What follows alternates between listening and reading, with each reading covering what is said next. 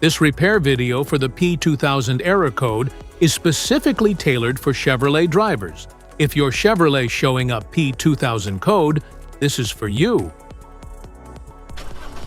This means that the NOx trap, which is part of the vehicle's emissions control system, is not effectively reducing nitrogen oxides. Under this circumstance, short-distance driving is permitted, but your vehicle should be repaired as soon as possible.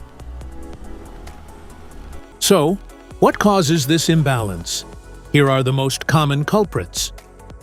This error could be caused by these possible faults in your car.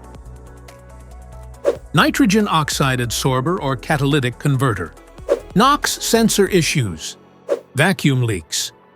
Faulty oxygen sensor. Wiring. Here are 3 simple DIY methods you can try to solve this problem. Method 1. Use a catalytic converter cleaner. Use a cleaner of your choice. Simply pour the cleaner into the gas tank. Then, you can drive at least 150 miles. Method 2. Wash the catalytic converter.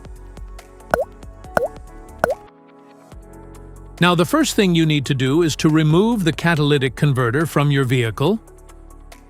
Then take a bucket and put some water and detergent in it. Put the catalytic converter into the solution and soak it for 10 to 12 hours to remove all the crud inside it. Now you see it looks clear and neat. Modify the oxygen sensor.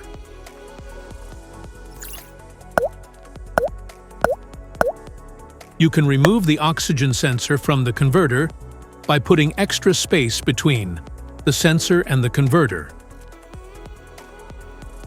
And now getting the smart plug non-fouler is now having enough space to fit into the oxygen sensor, and then use a 1/2-inch drill to refit it.